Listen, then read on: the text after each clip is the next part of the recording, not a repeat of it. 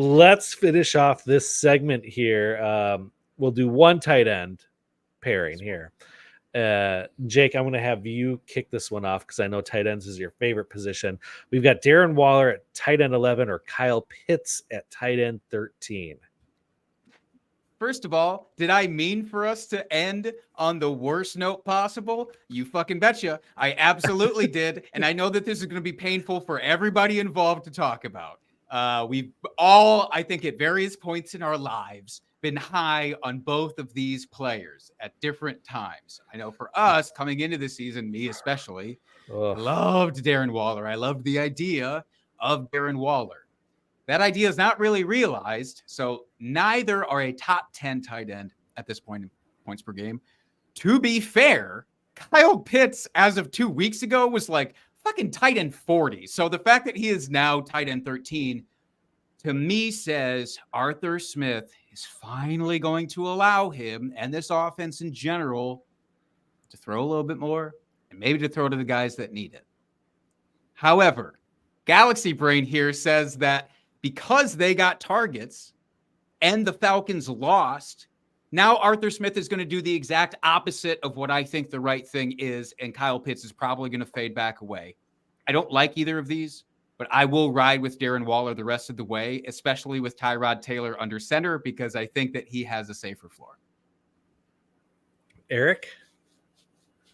Man, I need to get my bearings from this Galaxy Brain, because while it might be hard to track, expecting Arthur Smith to do the opposite of the logical thing, there's some historical precedent there.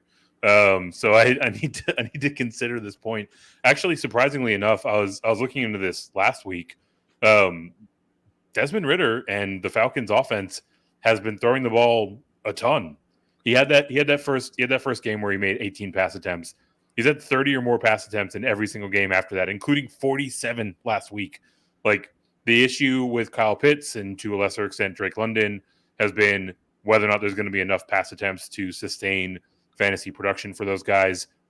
I mean, we've got a 6-week sample size, and 5 of them, we're in a pass volume territory that we want to be in. So I'm setting myself up to get hurt again. I'll believe in Arthur Smith to let this trend hold, that they're going to keep passing the ball. I'll go with Kyle Pitts because of that, but also you kind of led into this when you were talking about how 2 weeks ago Pitts was like tight end 40 or whatever.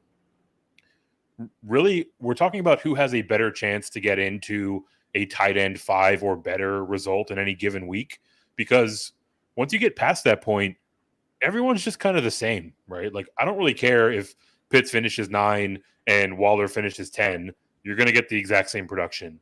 The guy who I think has a better chance to actually have those spike weeks and, pop into that top 5 range more frequently is Pitts for me. Yeah, I'm going to agree with you, Eric, here. I'm going to go Pitts, even though my heart has been broken so many times in the last few years by Kyle Pitts. Thank you, Arthur Smith, for that.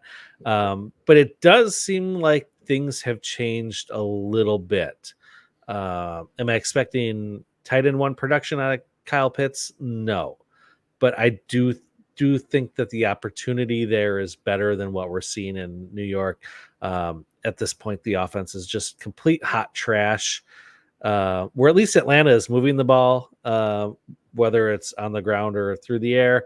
We haven't seen any of that with New York. So give me the offense that's actually doing a little bit. And I'm ready to get hurt again if that's what it takes. You and me both. I can't wait to revisit this in 3 weeks when Kyle Pitts is somehow tight end 40 again. It's gonna be a great time. Yeah, and you know what? I will say yes. I hurt, and that's okay.